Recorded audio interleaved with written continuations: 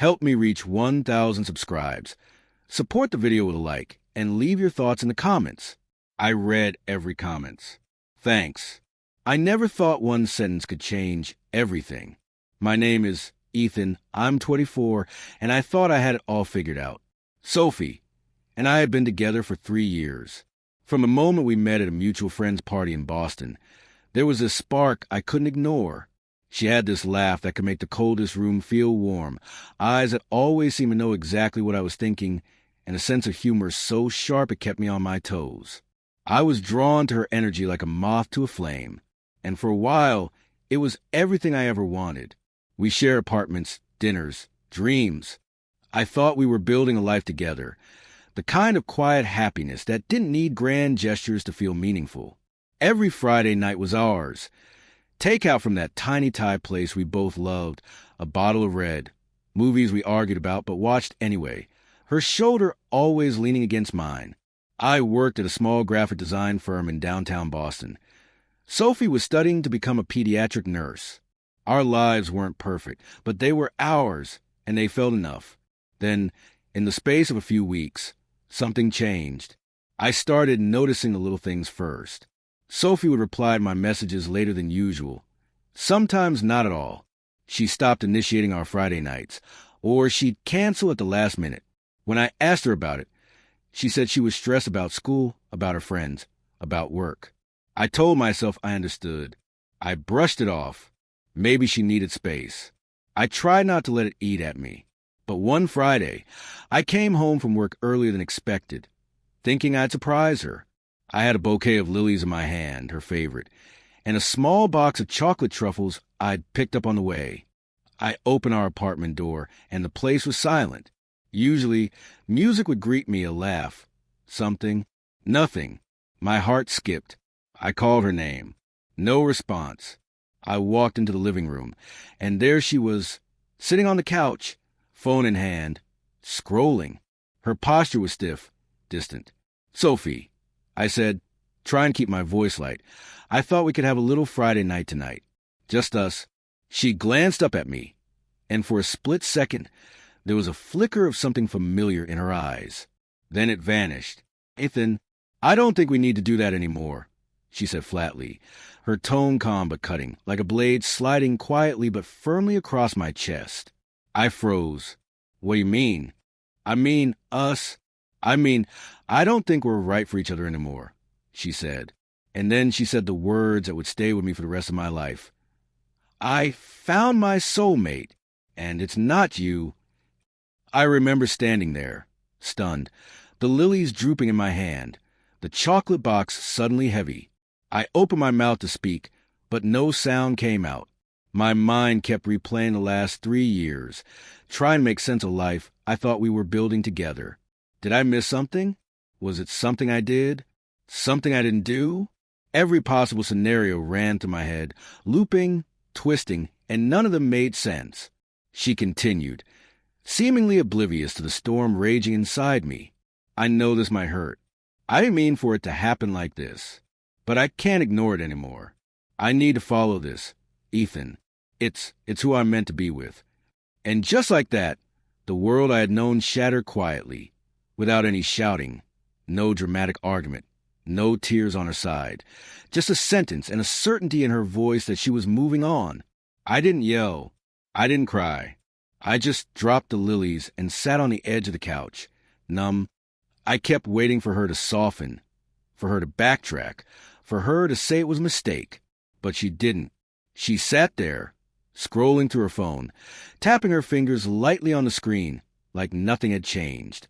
The apartment felt colder, emptier. I realized in that moment that the person I had shared my life with was already somewhere else, emotionally miles away, and there was nothing I could do to reach her. I tried to talk to her over the next few days, hoping for clarity, closure, anything. But Sophie had already mentally and emotionally moved on. Every attempt to reach her was met with polite but firm distance. Messages went unanswered. Calls went to voicemail. Even the sight of her smiling at a text from her friends made me ache. I felt like a ghost in a life I once loved. That first week, I couldn't sleep. I wandered our apartment, looking at the photos on the walls, vacations we had taken, silly selfies, the tiny mementos of our life together. Every memory felt like both a gift and a punishment.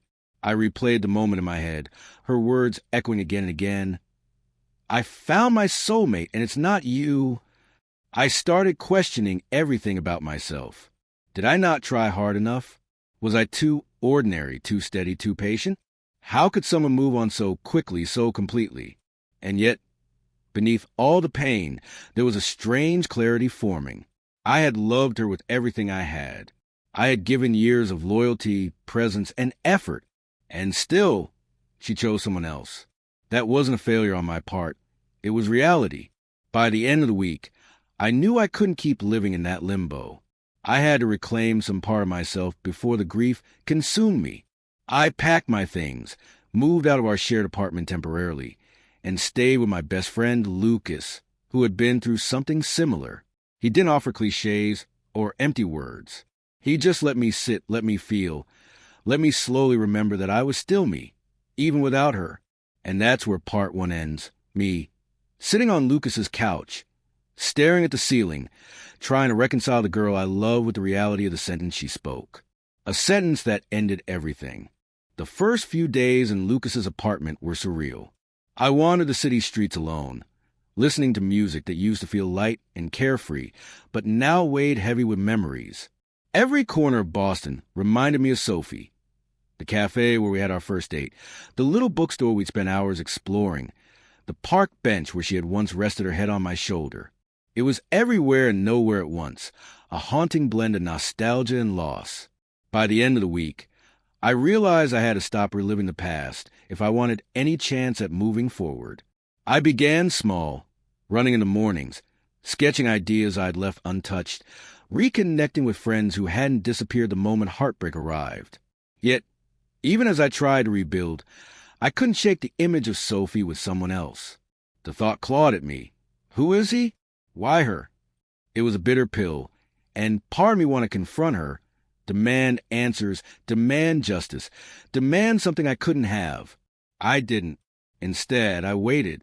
I waited for Sophie to contact me, maybe to explain, apologize, or soften her words. Days turned into a week, and nothing came. Then one evening, I saw her walking down the street with a man I didn't recognize. She was laughing, leaning into him, the same laugh she had reserved for me once. My chest tightened. The image felt like betrayal stitched into my memory, raw and permanent. But amidst the ache, something strange happened, clarity. That laugh wasn't mine to own anymore. That happiness, that spark, belonged elsewhere. I didn't want to chase it. I didn't need to.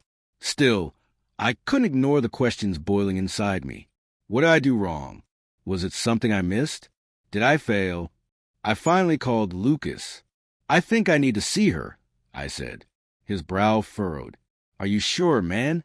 That's dangerous. You're fragile right now. I nodded. I need closure. No drama. Just the truth. 2 days later, I found myself at the coffee shop where Sophie often worked on her assignments. I watched her from a distance, her smile lighting up the room as she chatted with someone I now assumed was a man she called her soulmate. My stomach churned. I debated turning away. I debated walking out entirely. But my legs carried me forward. I needed to hear her say it, straight from her mouth. Ethan, she said, looking surprised but not angry when she saw me approach. She didn't step back. She didn't smile. She just looked at me, eyes sharp, assessing. I didn't expect to see you here. I needed to see you, I said, my voice steadied and I felt. I need to understand. She sighed and motioned for me to sit across from her. For a moment, the room felt smaller, like the walls were closing with the weight of 3 years of unspoken words. Understand what? She asked. Why? I said softly. Why it ended. Why you didn't fight for us. Why him? Sophie hesitated. I could see in her eyes a flash of guilt or maybe regret. Ethan, it's not simple. It's not about him, she said. It's about me.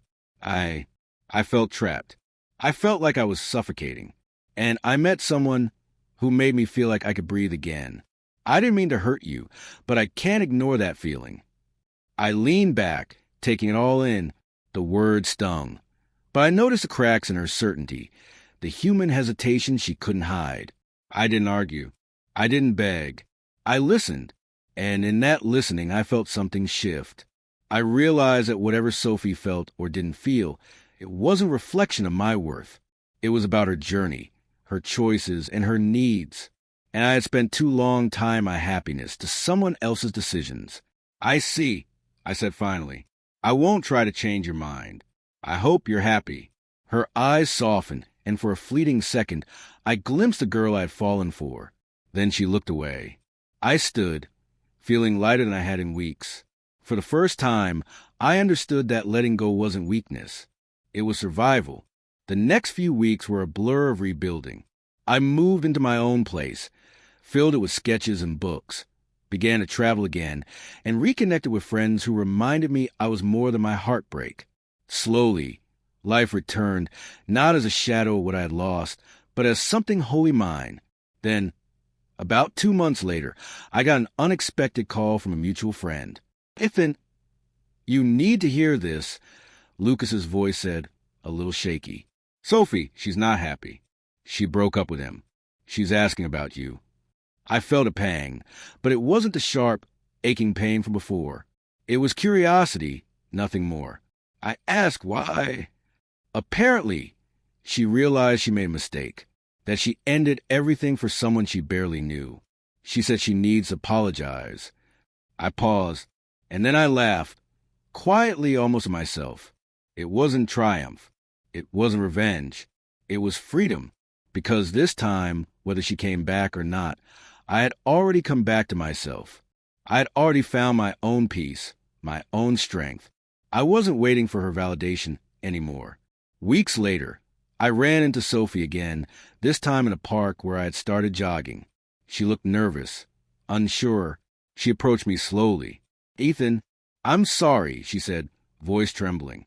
I looked at her, really looked at her, and smiled, not a smile of love, not a smile of reconciliation, but a smile of someone who had survived, someone who had reclaimed his life.